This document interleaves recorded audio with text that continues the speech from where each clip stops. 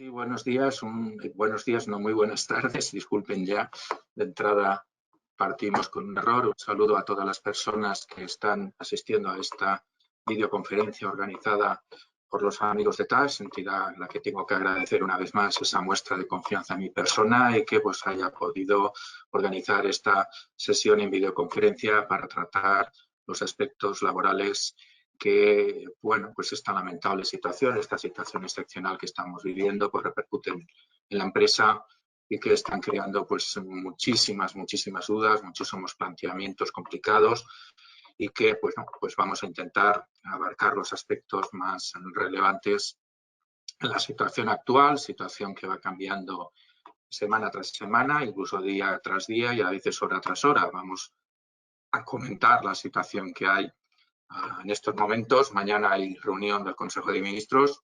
Veremos si hay alguna otra novedad en relación a las medidas que se pueden aplicar. Vamos a empezar diciendo que las situaciones en que las personas en las empresas se pueden encontrar es cualquiera de las situaciones que vamos a intentar resumir. Trabajadores que están infectados por el virus o personas que sin estar todavía, sin haber dado positivo en el COVID-19, están en situación de aislamiento preventivo. Luego tenemos centros de trabajo cuyas actividades están relacionadas en los decretos de estados de alarma, en el decreto de estado de alarma, en decisiones previas que tomó el Gobierno de la Generalitat o en el Real Decreto 465 que amplió las limitaciones o en órdenes del Ministerio de Sanidad, como en el caso de hoteles, que también produjo el cierre a partir del día 19 en un decalaje máximo de 7 días. Tenemos trabajadores en algunas zonas de Cataluña confinados y, por tanto, sin posibilidad de desplazamiento de ningún tipo, ni de entrada ni de salida. Y luego tenemos trabajadores de empresas contratistas que prestan servicios en empresas que están cerradas por la decisión del estado de alarma y que no son actividades en principio limitadas en cuanto a su actividad, pero que sí que se ven afectados en su trabajo porque no hay actividad en el centro donde están contratados o subcontratados. Y luego tenemos, en general, una situación económica que es la que es, una falta de actividad comercial, actividad económica, que puede plantear la dificultad a las empresas, aunque la actividad no haya sido suspendida, no haya sido dejada sin efecto por parte del Gobierno y se puedan seguir manteniendo esas actividades, aunque de una forma un tanto residual. Bien, los trabajadores que están en situación ya de, lamentablemente, en esos más de 33.000 personas, no trabajadores, personas que tenemos afectadas, muchas son personas mayores y por tanto fuera del ámbito laboral, pero lógicamente hay miles de personas en el ámbito laboral y de trabajadores por cuenta. Pero en todos los trabajadores que están diagnosticados con una situación de COVID-19, sean cuenta ajena, sean cuenta propia, sean trabajadores asalariados, sean trabajadores autónomos, genera una situación de incapacidad temporal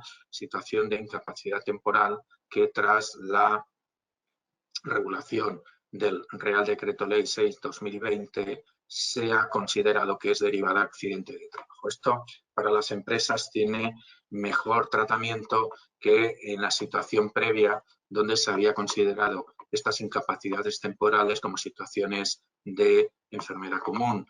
Esta enfermedad común multiplicaba directamente que la empresa asumía el coste de la prestación económica del día cuarto hasta el 15º inclusive, con esa prestación del 60% que había que abonar al trabajador. Por tanto, asumía una parte de coste económico directamente.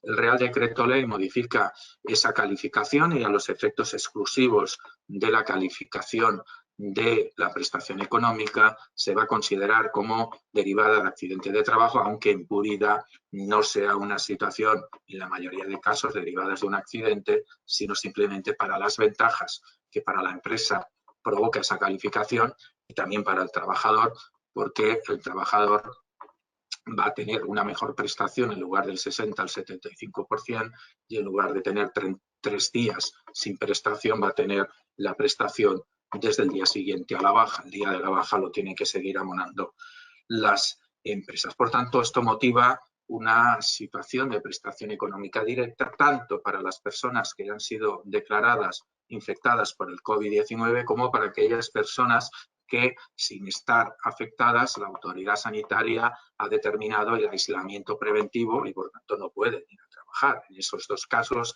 también, en este segundo caso, también es posible el acceder a la incapacidad temporal. Las tramitaciones de las incapacidades temporales por esta causa las tiene que tramitar única y exclusivamente los servicios, los médicos de atención primaria. Aunque sea calificado como accidente, no hay que remitir a los trabajadores a la mutua porque ellos no pueden dar estos partes especiales de baja por esta situación que estamos lamentablemente viviendo. Por tanto, hay que ir a la atención primaria, al servicio público de salud, que son los que van a determinar la tramitación de estos partes. Esto determina, evidentemente, una tramitación y en esta determinación de estas situaciones, evidentemente lo que va a contar mucho es el criterio del facultativo de atención primaria que tenga que emitir el parte. Pues habrán criterios más restrictivos, habrán criterios menos restrictivos. Un supuesto, evidentemente, que no entra dentro de la IT es cuando el trabajador, pues aunque tiene la actividad abierta en el centro de trabajo abierto, tiene precaución, tiene miedo, no quiere ir a trabajar. Bueno, estas situaciones, salvo que el médico lo considere, pues la razón que sea, no van a entrar dentro del proceso de IT.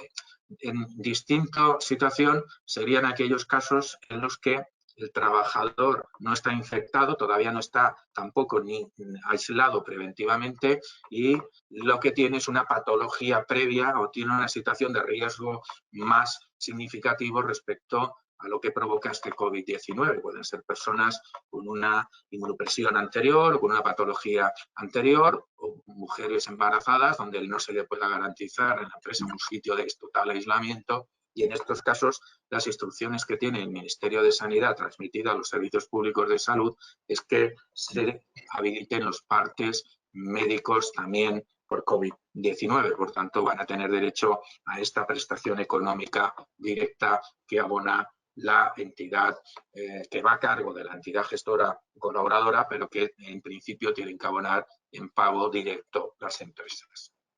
Esto a las empresas, esta situación, ¿qué coste les produce? Pues por un lado, la situación de IT, recordemos que se sigue cotizando a la Seguridad Social y que, por tanto, el coste lo van a seguir manteniendo. Además, mantienen el coste del pago, la efectividad. No sé, hay alguien que está hablando que sigue mejor porque no puedo mantener la atención si se oye el retorno.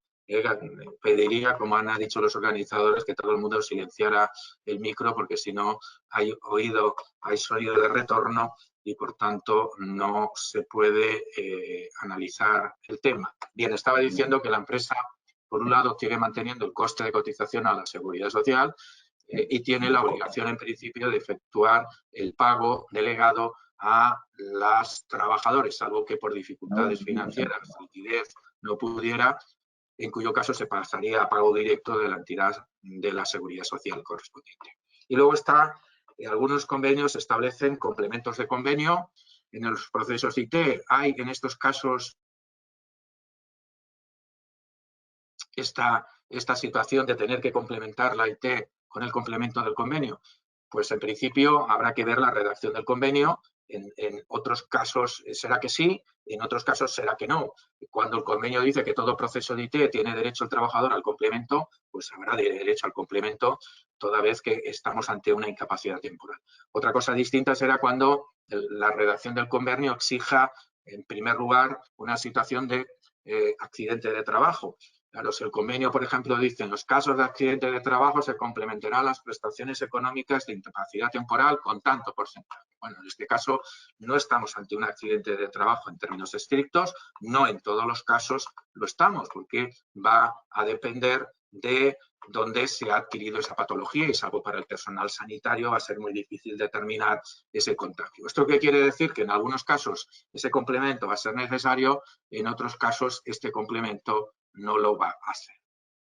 Por tanto, ese sería el trámite teniendo en cuenta la situación de incapacidad temporal, o hay unos trámites, unos partes. Los partes médicos van a tener una duración mínima prevista entre 5 y 30 días y que a los 7 días hay que presentar el parte de confirmación y luego cada 14 días. Lógicamente, en la situación excepcional que estamos y con los servicios sanitarios desbordados, pues habría que tener bastante flexibilidad, tanto por parte de la Administración como por parte de los operadores jurídicos, de tener flexibilidad en estos tratamientos de estos partes. La segunda situación es cuando estamos ante una empresa que está cerrada porque lo ha decidido el Gobierno. El Gobierno inicialmente, la Generalitat, estableció el cierre de centros universitarios y de centros académicos y de centros formativos a partir, quiero recordar, del día 12 o 13, y luego tenemos la decisión del Consejo de Ministros del estado de alarma que se publicó en el Boletín Oficial del Estado la tarde del sábado día 14. Y ahí aparece una serie de actividades que están relacionadas en el anexo 2 de ese Real Decreto 463 que determinó el estado de alarma y que no pueden trabajar.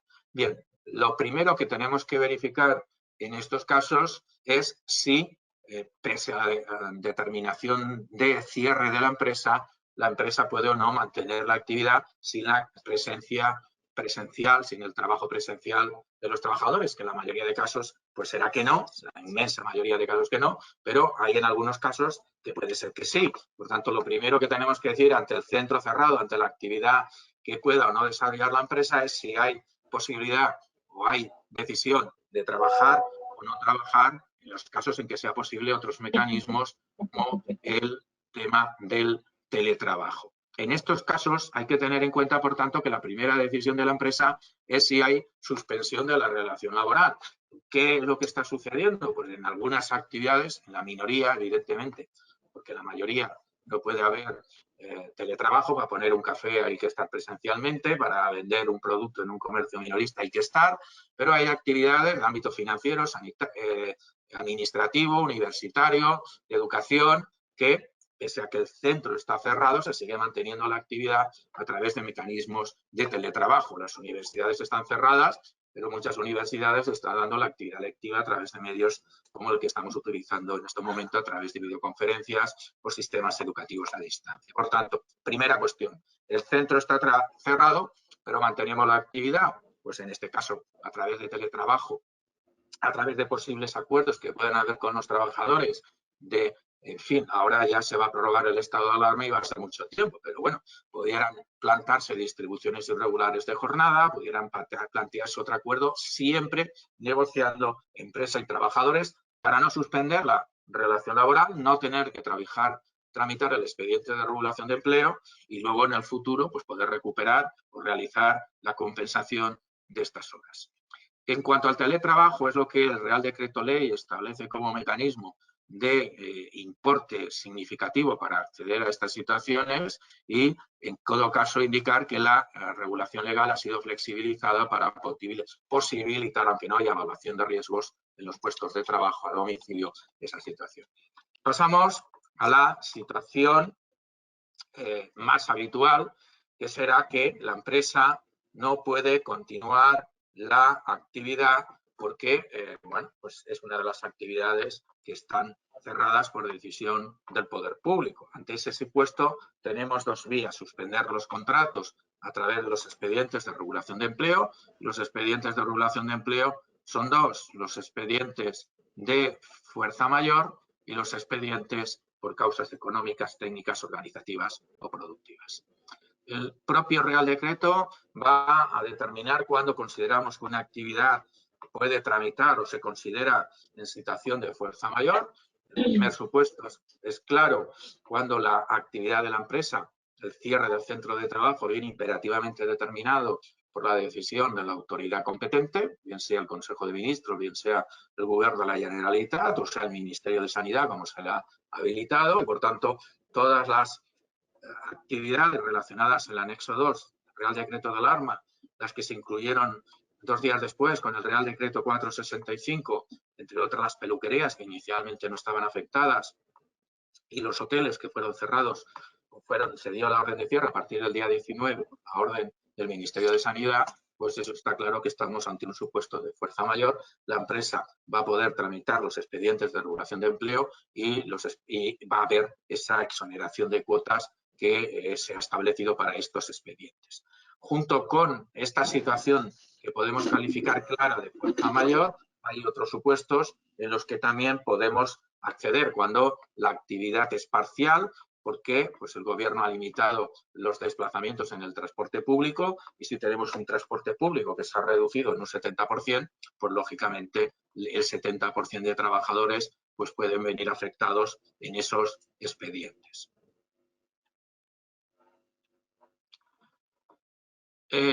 Hay otros supuestos en los que se va a poder tramitar estos expedientes de suspensión. El expediente de regulación temporal lo que hace es suspender las relaciones de trabajo y, por tanto, la contraprestación de la empresa de pagar el salario y el trabajador de prestar servicios. Hay que tener en cuenta que en esa situación se va a cubrir con un subsidio a través de las prestaciones por desempleo del trabajador y en estos casos de expedientes temporales donde no hay extinción, no hay despido, sino una suspensión temporal de las relaciones laborales, lo que se hace es exonerar total o parcialmente a la empresa, como veremos posteriormente, de la cuota. Por tanto, se trata que el trabajador pasa a una suspensión del contrato, la empresa no paga salario, el subsidio de desempleo cubre esa deficiencia del abono de salario por parte de la empresa y no va a tener que en ese periodo de expediente de regulación tener que ingresar total o parcialmente las cuotas dependiendo del tamaño de la empresa.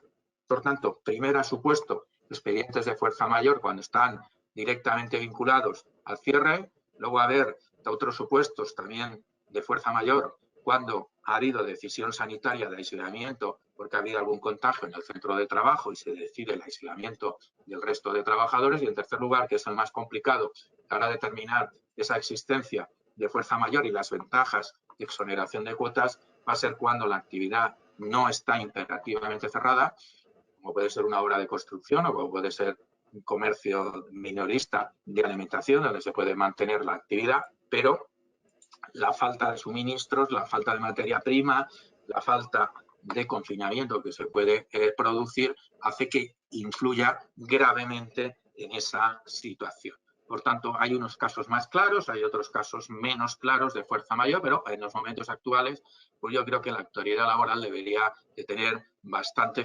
flexibilidad a la hora de tener esa situación. Hay algunas series de actividades que están cerradas imperativamente, hay otras series que pueden haber dudas, por tanto, hay que tener en cuenta que las peluquerías se cerraron a partir del Real Decreto 465, que la venta de automóviles, los concesionarios que solamente hacen la venta de automóviles o que son venta de automóviles de segunda mano están también imperativamente dentro de las obligaciones de cierre, que los centros de estética, las peluquerías se reguló en el Real Decreto 465 y los centros de estética se considera que también tienen que estar cerrados. Luego, los hoteles y alojamientos turísticos, también a partir del 19 de marzo se dio la orden de cierre. ¿Qué supuestos no estarían incluidos dentro de las obligaciones de cierre? Pues los talleres de reparación de vehículos, las obras de construcción, los camiones que suministran materias primas a las obras, las actividades comerciales de venta al mayor, los centros que son de consumo de primera necesidad, aunque sean en centros comerciales. El centro comercial tiene que estar cerrado, pero la actividad de la empresa que sea de primera necesidad en esos centros comerciales puede estar abierta, las ventas de productos por Internet, las actividades de hostelería únicamente se pueden prestar en venta a domicilio, los establecimientos de comida apropiada siempre que no haya consumo en el interior del local también pueden estar abiertas y luego pues hay otras actividades como la actividad minorista de prensa, las actividades por Internet, las droguerías, los productos de prescripción médica o los aparhoteles donde el cliente puede tener dentro de su misma ubicación los espacios necesarios para las infraestructuras para realizar la vida, para hacer la vida. Por tanto, tenemos que en esos casos estaríamos ante esas situaciones que estamos comentando. Luego tenemos trabajadores que pueden estar confinados en determinadas localidades. Ahí, si el médico no quiere tramitar el parte de IT, que sería la forma más directa para el trabajador, pero más coste para la empresa, la situación sería tramitar también el ERTE por fuerza mayor. Y por último tenemos aquellas actividades que no están, como la limpieza, dentro del listado de ocupaciones que no se pueden realizar, pero prestan servicios en centros que están cerrados por decisión del poder público, de la autoridad competente. En un colegio, en un restaurante, en una cafetería, en un comercio de minorista que no sea alimentación, está cerrado por decisión pública. Pero claro, la empresa de limpieza puede y no está impedida hacer el trabajo, pero no lo puede hacer porque el centro está cerrado. Pues en estos casos también podríamos considerar que estamos para los trabajadores que prestan servicios en esos centros cerrados ante un supuesto de fuerza mayor con los beneficios que ello conlleva. En otros casos hay que tener en cuenta, claro, que la empresa de limpieza puede efectuar limpieza en un colegio, en una universidad, en una cafetería, en un restaurante, y ahí todo no lo puede hacer, pero por ejemplo en un supermercado que está abierto y tiene de cliente, sí que lo puede hacer. Por tanto, tendrá que discriminar de forma proporcional qué porcentaje de plantilla está en un sitio y qué porcentaje de plantilla pues sigue manteniendo la actividad. Los primeros pasarán al ERTE, el expediente de regulación de empleo, los demás seguirán con la actividad en los términos que estamos comentando. Y luego, en aquellos supuestos en que la actividad no está impedida, pero la afectación económica general, los suministros, las materias primas no llegan, ahí es donde es el labor más complicado para determinar si estamos o no ante una actividad que motive la justificación de suspender las relaciones laborales. Vuelvo a indicar que no hay extinción del contrato, sino que hay una suspensión temporal por el término planteado y cuando se levante, que esperemos más pronto que tarde esta situación, pues una vez la empresa pueda reincorporar la actividad, volver a reincorporarla. Los trámites, lógicamente, no vamos a entrar en disquisiciones jurídicas porque esto es más tema de los profesionales del derecho. Decirles que hay que tramitar el expediente de fuerza mayor, que hay que tramitar a través de los procedimientos telemáticos, que la autoridad laboral tiene un reducido plazo de 5 días para decir sí o no, y constatado por la autoridad laboral esa situación, bien directamente emitirá una resolución administrativa diciendo que hay fuerza mayor, o por el transcurso de los 5 días hábiles que establece la norma se debería considerar esa situación. ¿Qué beneficio tiene el ERTE de fuerza mayor? En este caso, respecto a los ERTEs ordinarios por causas económicas, técnicas o productivas, pues tiene bastantes ventajas. Una, que no hace falta abrir ningún periodo de negociación con los trabajadores ni con los representantes legales. No hay periodo de consultas, no hay periodo de negociación, hay una solicitud directa a la autoridad competente, a la autoridad laboral. Es verdad y es necesario comunicárselo lógicamente a los trabajadores, pero no hay que negociar nada. Y que el ERTE, una vez que acaba el procedimiento, tiene por fuerza mayor efectos retroactivos. Por tanto, si tuvimos que cerrar la cafetería el día 15, pues el ERTE, aunque lo acabemos de tramitar el día 27 de marzo, tendrá efecto desde el día 15. Y desde el día 15 yo no tengo que pagar salarios y desde el día 15 no voy a tener que pagar total o parcialmente la seguridad social de esos trabajadores. Los trabajadores, una vez comunicado por la empresa que se suspende el contrato de trabajo, la relación laboral, con efecto que hemos comentado, en el ejemplo que hemos propuesto en un restaurante a partir del día 15 de marzo, ellos pasarán a cobrar las prestaciones por desempleo. Las prestaciones por desempleo, lo que puede suceder es que tarden un tiempo en agilizar todos los trámites necesarios y que llegado a final de mes, pues aunque hayamos suspendido el contrato el día 15, el desempleo todavía no haya sido abonado a los trabajadores. Aquí ya caben los posibles acuerdos en empresas para adelantar o anticipar partes si es que hay liquidez y posibilidad. Incluso hay posibilidad, porque el desempleo no cubre totalmente el salario del trabajador, de pactar alguna mejora en los términos que se pueda acordar. ¿Qué beneficio tiene, entre comillas, porque beneficio no hay para ninguno en esta situación, el expediente por fuerza mayor? El expediente por fuerza mayor, si no hubiera lo que reguló la regulación de este Real Decreto que estamos comentando, lo que se produciría sería que la empresa tendría que seguir abonando las cuotas de estos trabajadores que están cobrando el desempleo. Sin embargo, en esta regulación, en el caso de que el ERTE sea por fuerza mayor, Si la empresa el día 29 de febrero tenía hasta 49 trabajadores, está exonerado totalmente de la cotización de esos trabajadores. Por tanto, desde que el ERTE tiene efecto, que es el día de fuerza mayor, la empresa no paga salario y no va a pagar cotización a la seguridad social de ningún tipo si tiene hasta 49 trabajadores. Si tiene 50 o más trabajadores, la exoneración es del 75%, por tanto va a pagar el 25% de la cuota restante. No afecta aquí el cómputo de grupo de empresas, por tanto, si estamos en un grupo de empresas, pero son empresas diferenciadas y una tiene 40 trabajadores y la otra tiene 45, las dos tienen la exoneración porque ninguna de las dos llega a los 49. Aquí esta exoneración de cuotas habrá que tramitarla y además, tal como está regulado, aunque la empresa pudiera tener alguna deuda, no se le va a impedir acceder. ¿Cuál es la letra pequeña? Que siempre hay letra pequeña cuando la administración ofrece este tipo de ayudas, bonificaciones o exoneraciones. El problema es que en una de las disposiciones de este decreto, de este Real Decreto, donde se establecen las ayudas, se establece lo que se llama una salvaguarda de empleo, de forma que las medidas extraordinarias en el ámbito laboral que regula, como son la exoneración de cuotas, quedan sujetas al compromiso de que la empresa mantenga el empleo durante los 6 meses siguientes al momento en que se levante la situación de alarma y la empresa pueda volver a la actividad. Es una norma que es verdaderamente una manifestación de intenciones del Gobierno, intentando ya lanzar el mensaje que cuando pase el momento coyuntural del estado de alarma, evidentemente la economía se va a resentir y que pues está diciendo estas ayudas van condicionadas a mantener el empleo. Evidentemente esto habrá que desarrollarlo, habrá que interpretarlo por alguna norma legal mucho más concreta porque tal como está redactado está sin una consecuencia jurídica clara.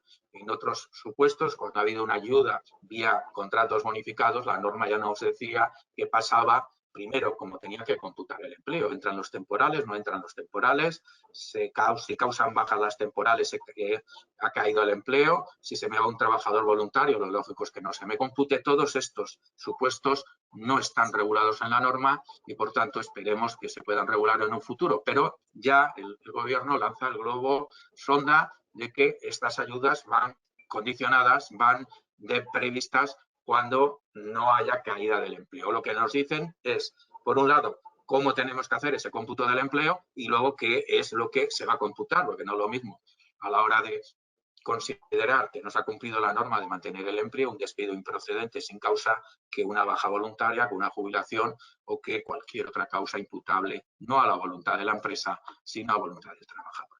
Cuando el ERTE no puede ir por causas de fuerza mayor, se puede tramitar otro expediente de regulación de empleo, pero este expediente de regulación de empleo ya tiene que ser por causas económicas, técnicas o o productivas. En este momento la causa más lógica sería la causa productiva, porque es la que afecta al producto, bien o servicio que la empresa pone en el mercado y, por tanto, pues si el mercado está como está, tenemos esa situación. El procedimiento ya es más complejo porque aquí sí que necesitamos un periodo de negociación con los representantes legales o con trabajadores designados por los propios trabajadores cuando no hay comité o delegados de personal. Se establecen unos plazos máximos, pero en cualquier caso esos plazos máximos de constitución de la comisión negociadora se puede reducir al mínimo y el periodo de consultas, aunque pone 7 días, se puede reducir al mínimo. ¿Esto qué quiere decir? Que en 2 o 3 días, si hemos hecho bien los planteamientos previos, podemos efectuar el procedimiento y darle validez una vez hayamos comunicado a la autoridad laboral. ¿Qué diferencia hay con el otro expediente?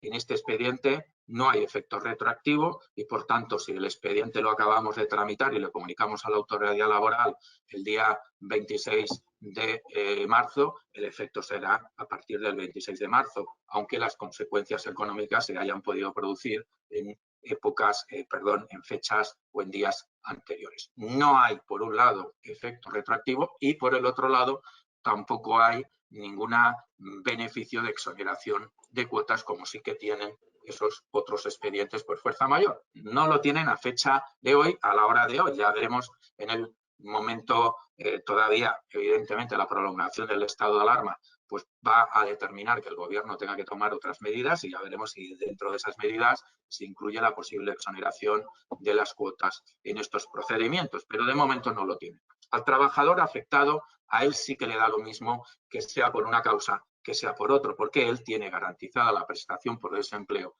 tanto sea el ERTE, el expediente por fuerza mayor, como sea por causa económica o productiva. Él va a acceder a las prestaciones con ese beneficio de no completarla. En cuanto a las prestaciones por desempleo, lo que se ha regulado es que estos expedientes, tanto los de fuerza mayor como los que no son de fuerza mayor, generan una prestación especial de desempleo. Los trabajadores, tengan o no tengan la cotización suficiente para acceder a la prestación, la van a percibir, y también ese tiempo que van a estar ahora en esta situación, un mes, mes y medio, 2 meses, el tiempo que dure el expediente, no les va a minorar posibles prestaciones que pudieran tener en el futuro, lo que quiere decir que siempre van a percibir la prestación y no se le va a descontar en el futuro del derecho generado. Las prestaciones máximas son 24 meses y se tiene el periodo cotizado de los 6 años últimos, pues bien, la persona que tuviera, por ejemplo, los 24 meses y ahora esté 3 meses en estos expedientes, si al final del expediente, pues lamentablemente hay un despido o un despido colectivo o una extinción contractual, él va a seguir teniendo los 24 meses por mucho que haya estado en estos 3 meses percibiendo las prestaciones por desempleo. Hay que tener en cuenta que con las especialidades que establece la norma también se puede acceder a estos desempleos los socios trabajadores de cooperativas y los socios de sociedades laborales, siempre que lógicamente estén de alta en el régimen general.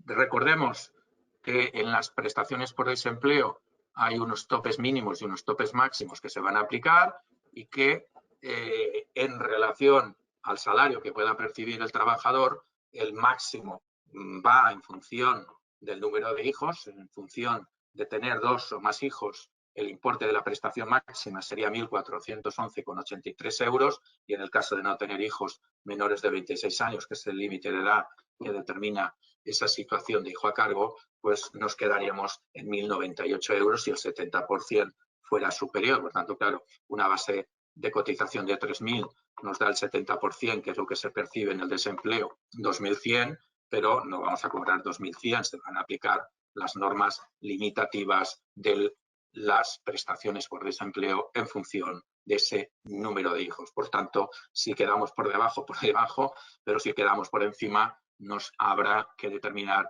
esa situación. Hay un problema importante con los fijos discontinuos. Porque en los sectores que van a estar más afectados tenemos la Semana Santa a la vuelta de la esquina con situación de alarma y por tanto con estado de alarma. Tenemos el verano y próximo.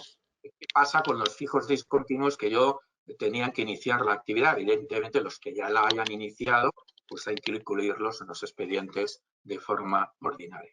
Bien, las normas para estos fijos discontinuos no están excesivamente clarificadas. Parece que lo que se desprende del Real Decreto Ley es que haga llamamiento y los demos de alta y que los pasemos al ERTE. Esto le va a beneficiar a los fijos discontinuos porque van a pasar a recibir las prestaciones y no van a consumir las que en su caso estén disfrutando en este momento. Pero eso va a exigir el alta y la inclusión en los expedientes de regulación de empleo. La otra opción, evidentemente, es no efectuar el llamamiento, pero ahí nos podemos encontrar con alguna impugnación por parte de estos trabajadores. A los trabajadores les interesa, aquí ya, evidentemente, si la empresa tiene menos de 50 trabajadores, pues el coste de ese llamamiento va a ser nulo porque van a estar en el ERTE y van a estar exonerados de cuotas. Si la empresa tiene más de 49, pues los trabajadores van a cobrar la prestación, se le va a abonar el desempleo, pero ellos van a tener que cotizar el 25% de la cuota como si hubieran estado en activo. Por tanto, la decisión, pues evidentemente, es un poco del bien profesional a nivel de determinados supuestos. Se amplían también los supuestos de prórroga y se establece una situación de no tener que tramitar las prórrogas y subsidios. Un tema importante en la empresa es el tema de la adaptación de la jornada y la reducción de jornada que plantea el Real Decreto Ley. El Real Decreto establece una ampliación de los supuestos en el que la persona trabajadora puede acceder a unas situaciones de adaptación o reducción de jornada. La adaptación de jornada, en virtud de estas situaciones excepcionales, se plantea en aquellos casos en que la persona tenga que cuidar a su cónyuge, a su pareja de hecho o a otros familiares hasta el segundo grado con los que pues mantiene un cuidado en los términos excepcionales en que estamos viviendo. Esto determina dos supuestos distintos para las personas y para las empresas. Una es la adaptación. La adaptación cuando hay que decir que exige que el trabajador esté en esas situaciones excepcionales que determina el cuidado de otros familiares, de su cónyuge, de su pareja de hecho, o una situación tan habitual desde la pasada semana del cierre de centros educativos, ya desde casi más de una semana, aquí en Cataluña desde el día 12-13, de tener los niños en casa y tener esa imposibilidad, por tanto, de compaginar trabajo y cuidado de niños. Y luego también en esas circunstancias de cuidado de mayores que podamos tener en esta situación excepcional. ¿Es este un derecho objetivo, indubitado de la persona trabajadora que puede plantear a la empresa y tiene la empresa la obligación de decir que sí? No.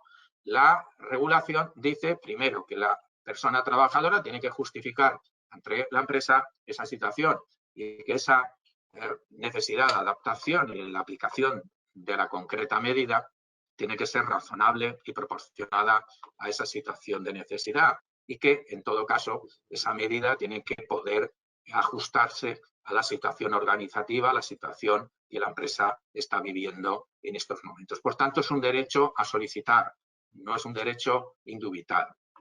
La norma sí que hace que pues, intentemos llegar a un acuerdo al objeto de adaptar esa jornada en aquellas actividades, pocas, que siguen manteniendo la actividad. ¿En qué puede consistir esa situación de adaptación de jornada?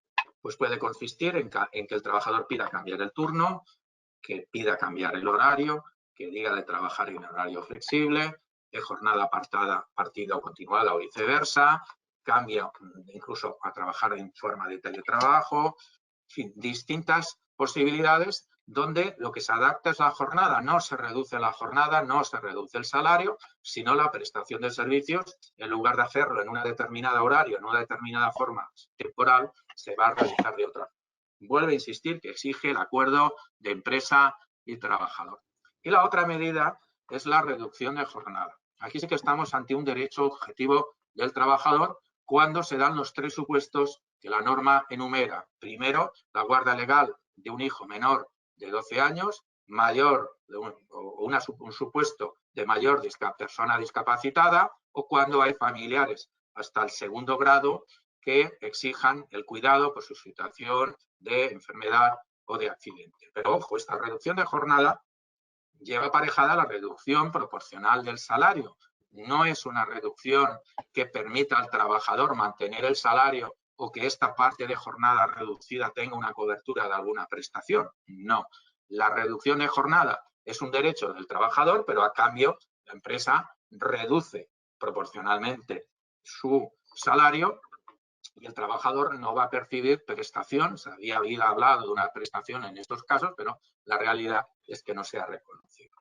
El trabajador tiene que preavisar a la empresa, y es un derecho, hemos dicho que de él, aquí ya, aunque la empresa no estuviera de acuerdo en términos legales, siempre se podría plantear el derecho objetivo del trabajador y en este caso el trabajador puede y tiene que preavisar con un mínimo de 24 horas para aplicar esa reducción de jornada. ¿Qué es lo novedoso? Lo novedoso es que la reducción de jornada tenía un máximo del 50% y ahora con esta regulación la reducción de jornada puede llegar al 100% de la jornada. Por tanto, si hay 100% de reducción de la jornada, hay 100% de reducción del salario. No hay salario que abonar al trabajo. Aquí quizás sea una de las vías que si el trabajador está en cualquiera de los supuestos que permite la reducción de jornada, aquel trabajador que pueda tener esas problemáticas en ir al trabajo, pues pueda adoptar la reducción de jornada con esa posibilidad que determina el artículo 37.6. ¿Cuál es la duda en estos momentos? Porque esto es una situación novedosa, una situación que no se había planteado. Es, bueno, la empresa no paga salario, pero tiene que seguir cotizando a la Seguridad Social. Bueno, pues en principio si aplicáramos la norma ordinaria de cuando se reducía la jornada al 50%, no, porque solo cotizaba por la jornada realizada. Pero hay supuestos en la Seguridad Social que se denominan alta sin retribución y, por tanto, pues aquí sí que, si se aplica ese segundo considerando, sí que habría cotización fuera por la base mínima de cotización a la Seguridad Social. Pero, bueno, hay esa posibilidad, hay esos supuestos. Y luego tenemos que tener, ya para acabar, la protección de los autónomos. La protección por los autónomos se aplica con carácter general, cualquiera que sea la condición del autónomo, haya cotizado el año que se exige para el cese de actividad o no se haya cotizado. Todos los autónomos a los que se les ha cerrado la actividad económica por orden gubernativa y que están, por tanto, sin actividad, se establece ese Real Decreto Ley una prestación extraordinaria de cese de actividad que van a percibir, sean autónomos, personas físicas o sean autónomos societarios. Ahí no va a haber problema. Incluso aquellos autónomos que por las bonificaciones de cuotas o por pertenecer al sistema agrario no están cotizando por cese de actividad. Ahora bien, aquí hay dos vías para tener esa situación. Una es que la actividad ha sido cerrada, el autónomo titular de una cafetería, pues la actividad está cerrada desde el día 15, por tanto, está en la situación que acabamos de comentar. Sea persona física o sea una sociedad, la titular de la sociedad, del restaurante o de la cafetería y el autónomo que presta servicios, por el control social, esté en el régimen de autónomos. Tanto en un caso como en otro, va a percibir la prestación de cese por actividad. Y por último, o por otro lado, mejor dicho, tenemos aquellas actividades que no necesariamente tienen que estar cerradas, pero que la afectación de la situación económica hace que su nivel de facturación quede en un mes, en el mes anterior al que se solicita, la facturación vea reducida en un 75% el importe de facturación en relación a los 6 meses anteriores. Pues lógicamente, en este caso, si la situación hasta principio de marzo era normal, pues nos tendríamos que esperar a que finalizara marzo, a computar la caída que hemos tenido respecto a los 6 meses anteriores y a partir de ahí plantear la solicitud de prestación que haremos ante la mutua colaboradora donde tenemos cubierto el riesgo. El único requisito, por tanto, es estar afiliado y en alta, no hace falta ningún periodo de cotización previa y los importes hay que tener en cuenta que van a también venir delimitados. La solicitud habrá que generarla en el caso de la situación ya de cierre, ya se puede plantear, en el caso de que sean situaciones de pérdida económica en ese 75%, habrá que esperar a que transcurra el mes para poder comparar con los 6 meses anteriores. De todas formas, es conveniente solicitarla sin dilatarse en el tiempo. La cuantía en el cese de actividad va en función de la base de cotización. Si cotizamos la base mínima, son 944,40 el importe de la base y percibiríamos el 70% de esa cuantía. Si hemos incrementado la base de cotización o somos autónomos societarios que nos obligan a cotizar algo más, pues sería el promedio siempre que tuviéramos carencia del 70% del promedio de los últimos 12 meses, teniendo en cuenta que se aplican los mismos límites que hemos visto para el desempleo. Por tanto, si la base de cotización fuera muy alta, el tope no lo van a aplicar igual que a los trabajadores asalariados en función del número de hijos. Durante ese periodo que cobra la prestación, el mes y medio, los 2 meses que cobre la prestación, en principio se va a reconocer por un mes, pero si se prorroga el estado de alarma, se amplificará más tiempo. En ese tiempo el autónomo no cotiza a la Seguridad Social, en ese tiempo el autónomo está exonerado de cuotas y es la mutua colaboradora la que ingresa las cuotas de seguridad social que iban a cargo de esta persona autónoma y, por tanto, pues esa situación va a recibir el subsidio económico en la cuantía que hemos comentado y va a tener esa exoneración de cuotas. Y si en todo este trámite, pues imaginemos que hemos tenido que cerrar la cafetería el día 15, pero llega, y claro, pues todo esto de prestación de cese de actividad ya un trámite, y a final de mes tesorería me carga la cuota en el RETA, pues esa coincidencia entre la prestación que yo he generado y la situación de pago de cuota, se podrá solicitar la devolución a la tesorería en el periodo que coincida en los términos que acabamos de llegar. Esta prestación tiene en principio una duración de un mes y, como he dicho, se puede ampliar si se amplía el supuesto de alarma hasta el último día en el mes que se prorrogue esa situación. Y luego hay que tener en cuenta que también, igual que sucede con las prestaciones por desempleo, el consumo de estas prestaciones por los autónomos no le minorará si posteriormente tienen que cesar en la actividad de forma definitiva y han cotizado por cese de actividad.